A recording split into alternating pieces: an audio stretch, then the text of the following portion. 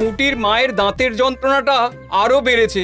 কাল সারা রাত যন্ত্রণায় ছটফট করেছে। আমাদের বৈদ্যমশাই দাঁতের শল্য চিকিৎসা শিখতেই বাইরে গেছেন, আজকের মধ্যেই আশা করি চলে আসবেন। কিন্তু ও যে আর পারছে না। শোনো, তুমি একটা তুলোর মধ্যে লবঙ্গ তেল দিয়ে পুটির মায়ের যে দাঁতে ব্যথা হচ্ছে তার গোড়ায় রাখো। বৈদ্যমশাই এলে আমি তোমাদের বাড়িতে যেতে বলছি। আচ্ছা গোপাল দাদা। যাই, বাজার থেকে চটপট ঘুরে আসি, এরপর আবার রাজসভায় যেতে হবে।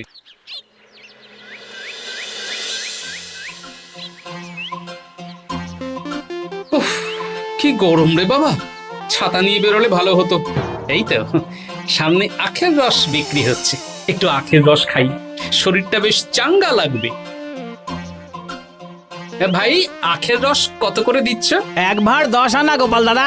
দাও দেখি 1 ভাঁড়। আরে, এই যন্ত্রটা কিন্তু দারুণ। ওই আমাদের রাজ্যের বিজ্ঞানী মশাইয়ের অবদান।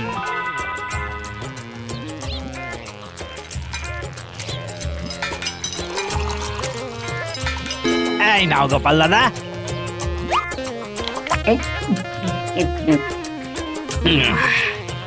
আহ, শান্তি। এই নাও ভাই, তোমার 10 আনা।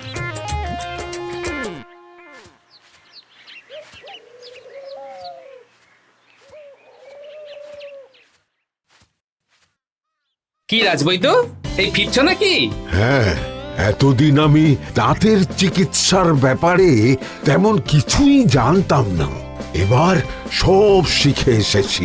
ভালোই করেছো, তুমি একেবারে প্রথম রোগীকে দেখে তারপর রাজসভায় এসো। প্রথম রোগী? পুটির মা গো, কালকে সারা রাত যন্ত্রণায় ঘুমোতে পারেনি। আরে আর বলো না, কদিন আগেই পুঁটির মাকে নিয়ে পুঁটির বাবা আমাদের বাড়িতে এসেছিল।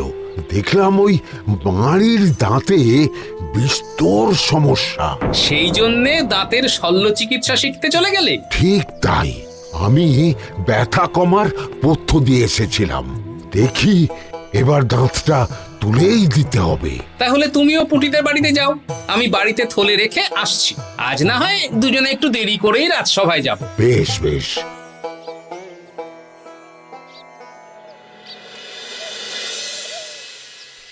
দেখুন মহারাজ, দেখুন আজকে রাজবৈদ্য আসেনি, আর ওদিকে গোপালও ডুব দিয়েছে। এই আনন্দে আমাদেরও ছুটি দিয়ে দিন মহারাজ। কি আনন্দে? এই গরমে বাড়ি বসে একটু আমপানার শরবত খাবো আর ঘুমবো।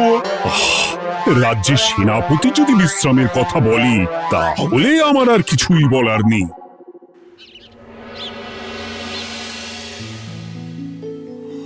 এই তো দাঁতটা পুরো পোকায় খেয়ে নিয়েছিল।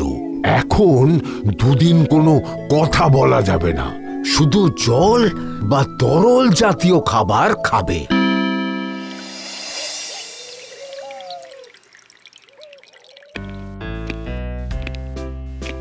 ওই তো গোপাল আর রাজবৈদ্য দুজনে একসাথে রাজসভায় ঢুকছে। রাজবৈদ্য মশাই ওনার জীবনের প্রথম শল্য চিকিৎসা করছিলেন, তাই আমিও দেখছিলাম। তা কি রাজবৈদ্য, সফল হয়েছ?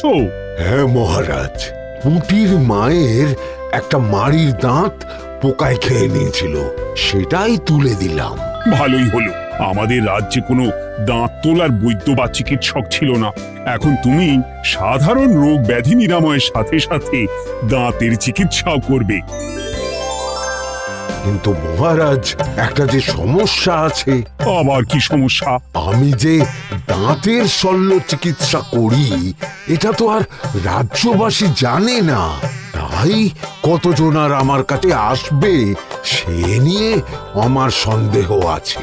মানে তুমি চাইছো যাতে তোমার কাছে বেশ কিছু রোগী তাড়াতাড়ি আসুক, যাতে তুমি অনুশীলনও করতে পারো, তাই তো? একদম ঠিক ধরেছেন মহারাজ, কাজ না করলে হাত পাকাবো কি করে? তাহলে ঢেড়া পিটিয়ে বলে দিলেই তো হয়। এতে তেমন ভালো কাজ হবে বলে মনে হয় না। তা তুমি কি বলতে চাইছো গোপাল? প্রচার হবে, কিন্তু একটু অন্যভাবে। কিভাবে? আজ বিকেলে আমি রাজবৈদ্যর হয়ে প্রচার করব, শুনে নেবেন। বেশ। শুনুন শুনুন শুনুন, আমাদের কৃষ্ণনগরের রাজবৈদ্য এখন দাঁতের শল্য চিকিৎসাও করছেন। যারা যারা আমাদের রাজবৈদ্যের কাছে দাঁত তোলাবেন, তাদের দাঁত তোলার পরে দুদিন কোনো শত্রু থাকবে না। চিকিৎসার সময় সকাল 7টা থেকে সকাল 10টা পর্যন্ত।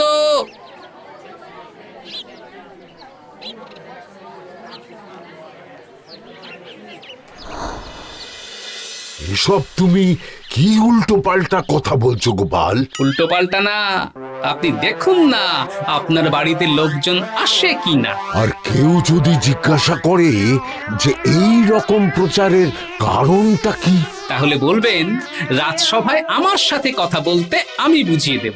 বেশ।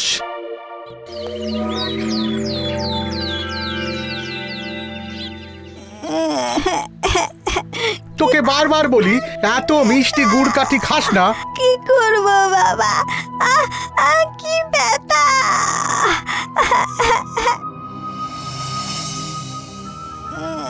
বাড়ি আছেন নাকি বৈদ্যমশাই? হ্যাঁ, আছি আছি। এই আমার ছেলেটার না দাঁতে খুব ব্যথা দুদিন ধরে। দেখছি। তা আপনাকে তো এই রাজ্যে আগে দেখিনি। আমি পাশের রাজ্য থেকে আসছি। শুনলাম আপনার কাছে দাঁতের শল্য চিকিৎসা করালে আগামী দুদিন কোনো শত্রু থাকবে না। ঠিকই শুনেছেন। বেশ, তাহলে বলুন কেন থাকবে না? আগে চিকিৎসাটা করি, তারপর বলছি।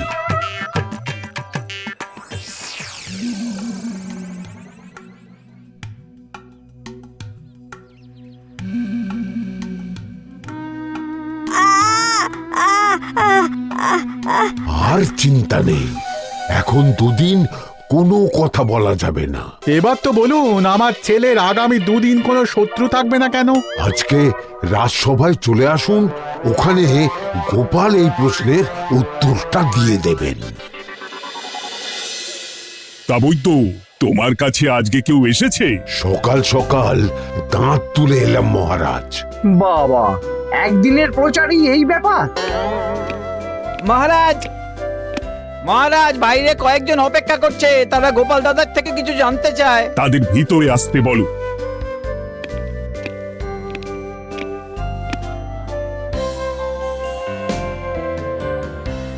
আজ আমার ছেলে বৈদ্যমশাইয়ের কাছে একটা দাঁত তুলিয়েছে। আমি জানতে চাই প্রচার অনুযায়ী আমার ছেলের নাকি আগামী দুদিন কোনো শত্রু থাকবে না, সেটা কেন বলা হয়েছে? বলতে পারি, কিন্তু কথা দিতে হবে এই কারণটা বাইরে আর কাউকে বলা যাবে না। বেশ, বলবো না। বাংলায় একটা প্রবাদ আছে, বোবার শত্রু নেই। মানুষ সাধারণত কথার বিনিময়ে মতবিরোধ, বিবাদ বা শত্রুতা করে। যে ব্যক্তি কথা বলতে পারে না, তাই তার সঙ্গে কথা বলে মতবিরোধ হওয়ার কোনো সুযোগই নেই। মানে যার যার দাঁত তোলা হবে তারা তো আগামী দুদিন কথা বলতে পারবে না। আর কথা না বললে কোনো বিবাদ হওয়ার ব্যাপার নেই। আর বিবাদ না হলে কারো সাথে শত্রুতাও হবে না। কি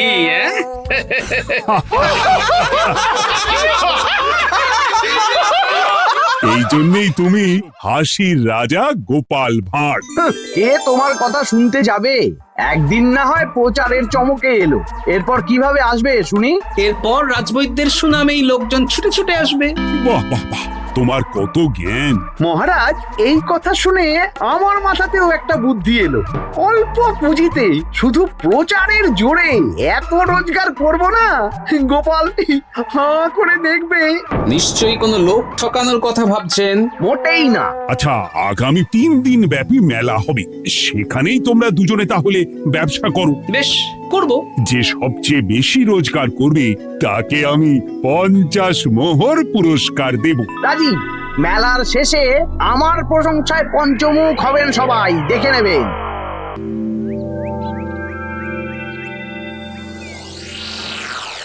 খুব তো বড় মুখ করে বলে এলেন যে ব্যবসা করবেন মেলার মাঠে।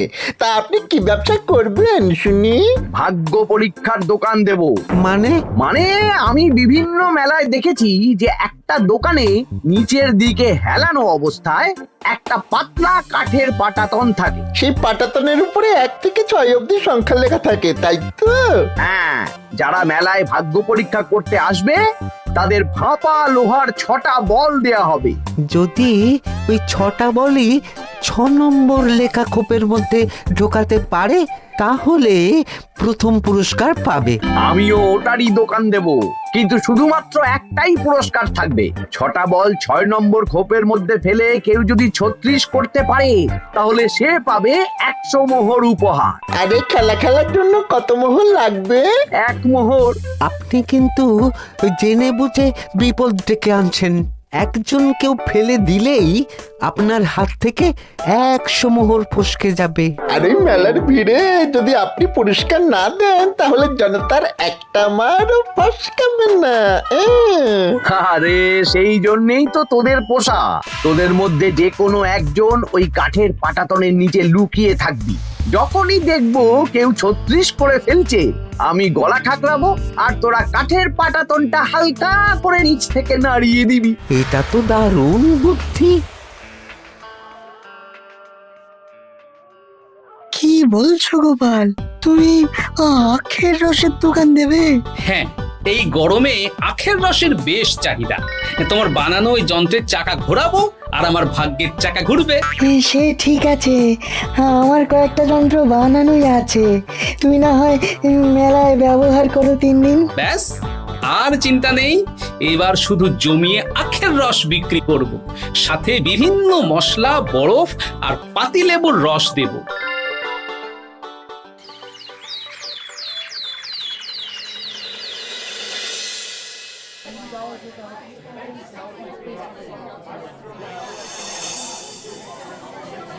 এই দোকানের পানীয় খেয়ে মন হবে বশ।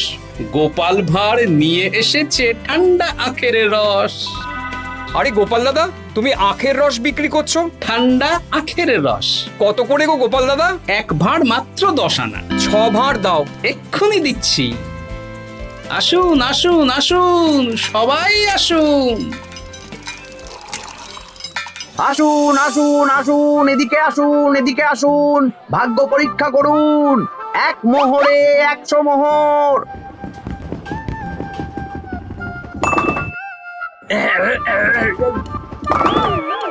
ভাগ্য পরীক্ষা করুন।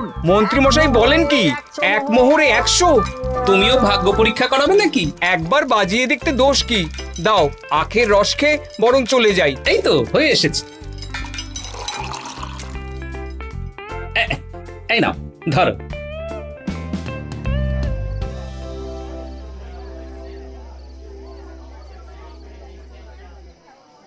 কি মন্ত্রী, ব্যবসা কেমন চলছে?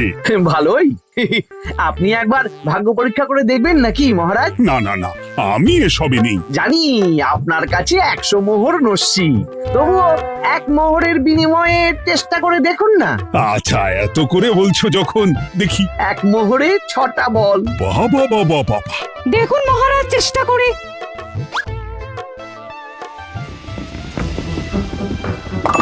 এই তো একটা 6 পড়েছে। আবার চেষ্টা করুন। জয় মা, জয় মা। আবার 6। সাবাস। দেখুন হয়ে যেতে পারে, আর তো মাত্র 4টে বাকি। দেখি তৃতীয়টা। আরে পাস, আবার 6। নিন, খেলুন। এই যা, হলো না। আরেকবার প্রথম থেকে চেষ্টা করবেন নাকি মহারাজ?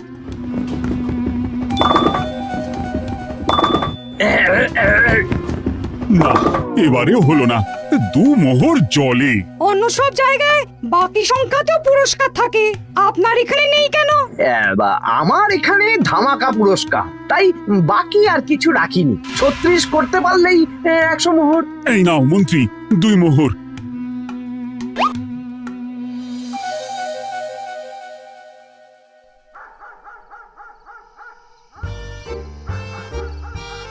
কি মন্ত্রী মশাই, আর তো মেলায় লোকজন নেই, বাড়ি যাবেন না?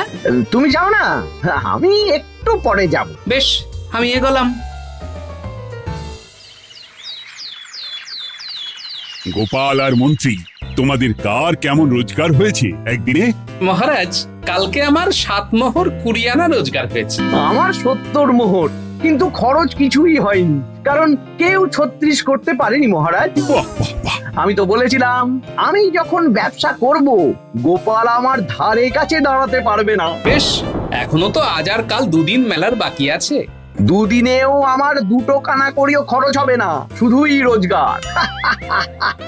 গোপাল যতই প্রচার করুক আর যতই ভালো আখের রস বানাক না কেন, আমার ব্যবসাকে টপকাতে পারবে না। ঠিক আছে, আজকে আমি একবার ভাগ্য পরীক্ষা করে দেখবো। আমার দোকানে সুস্বাগতম। নাও সেনাপতি, চেষ্টা করে দেখো। দিন বল। আমিও সেনাপতির খেল দেখতে এলাম। প্রথম বল, এই যে গড়িয়ে গড়িয়ে গড়িয়ে 6 নম্বর, সাব্বাস সেনাপতি। আবার 6, তৃতীয়, চতুর্থ, পঞ্চম। আরেকটা ফেলতে হবে। নাও সেনাপতি, ষষ্ঠ বল, এই যা, হলো না। এটা কি হলো? আবার চেষ্টা করো তো সেনাপতি। হ্যাঁ, 3টে হয়ে গেছে, এবার 4 নম্বর। এই যা, 4 নম্বরে চলে গেল। ধুর চাই। ব্যাপারটা কি? মন্ত্রী মশাই গলা খুসখুস করার পরের বলটাই পরপর দুবার অন্য ঘরে পড়ল। নিশ্চয়ই কোনো রহস্য আছে। না, আজকে রাতে ব্যাপারটা দেখতে হবে। চলুন মন্ত্রী মশাই, পুরো মাঠ ফাঁকা, একা একা মশা মারবে নাকি? আমি পরে যাব, তুমি যাও তো। বেশ। ব্যাপারটা কি? আমাকে তো নজর রাখতে হচ্ছে। না, একটা গাছের পিছনে লুকিয়ে পড়ি, মন্ত্রী মশাই গেলে ওনার পিছু নেব। দেখুন মন্ত্রীমশাই, পরপর 2 দিন আমি পাটাতনের নিচে ছিলাম। আগামীকাল ঘটাকে থাকতে বলুন। বেশ, তাই হবে। আর অত জোরে গলা ঠাঁকড়াবেন না, কেউ যদি সন্দেহ করে ব্যাপারটা বুঝে যায় মুশকিল হয়ে যাবে। আরে কেউ বুঝবে না, অনেক রাত হলো, চল চল চল চল চল। আচ্ছা, এই ব্যাপার।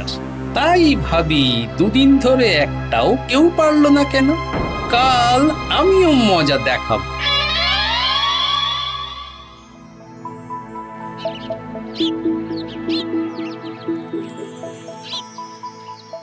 বাবা চলে এসেছেন দেখছি। এত চাহিদা না আমার এই ভাগ্য পরীক্ষার, তাই আগে আগে চলে এসেছি। মন্ত্রীমশাই, আপনাকে মহারাজ এক্ষুনি ডাকছেন। এখন কেন? সে তো জানি না, চলুন।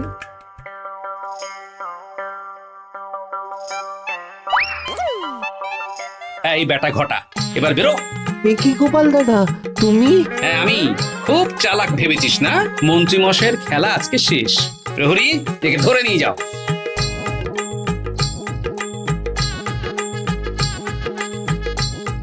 বিজ্ঞানী, তুমি তোমার চুম্বক নিয়ে এসেছো তো? হ্যাঁ, এবার 6 নম্বরের নিচে একটা টান টান করে সমান রেখা টানতে হবে, আগা থেকে গোড়া অবধি। তুমি তো সব সকালে বুঝিয়েই দিয়েছো। দাঁড়াও, দাগটা টেনে নি। একদম 6 নম্বর খোপ অবধি যাচ্ছে, সেই অনুযায়ী টান টান করে দাগ টানো। টানছি, তুমি বাইরে নজর রাখো। নজর রাখছি। কাজ হয়ে গেছে, তুমি একবার অনুশীলন করে দেখে নাও। হ্যাঁ দেখছি। শুরু করো। শুরু করছি। একদম পাক্কা আছে। দূর, কেউ ডাকেনি, অকারণে সময় নষ্ট করলো। কতগুলো খদ্দের ফিরে গেছে কে জানে। কি হলো মন্ত্রী মশাই, এত রাগ কিসের? রাগ হবে না, ওরই বেটা আমার সাথে মজা করছিল। বেশ অনেকজন খদ্দের ফিরে গেল, আমার কত ক্ষতি হয়ে গেল। আমি খেলে আপনার ক্ষতিপূরণ দিতে পারি। তুমি খেলবে? হ্যাঁ, ভাগ্য পরীক্ষা করতে দোষ কোথায়? ওই তো বেশ কয়েকজন সভাসদেরা আসছেন, সবার সামনেই খেলবো। তাহলে শুরু করি। হ্যাঁ, শুরু করো। এই বল যা, 6 নম্বরে যা। আরে বাস, গোপালের ফেলাফল তো গড়ালো না, সোজা 6 নম্বরে চলে গেল। এই দেখুন, আবার যাবে। বলকে আমি বলবো, বল কথা শুনবে। এই বল যা তো, 6 নম্বরে যা। আবার 6, আবার 6, আবার 6। কি এটা কি হচ্ছে? যা বল, এটাও 6 নম্বরে যা। আবার 6, 100 মোহর। হ্যাঁ এটা কি করে হলো? দিন মন্ত্রী মশাই, 100 মোহর দিন। ইয়ে না মানে মন্ত্রী দাও বলছি। আমি আবার খেলবো। 6 আবার 6। আবার 100 মোহর। আর নেই। এই ঘটা আর কি করছিসটা কি?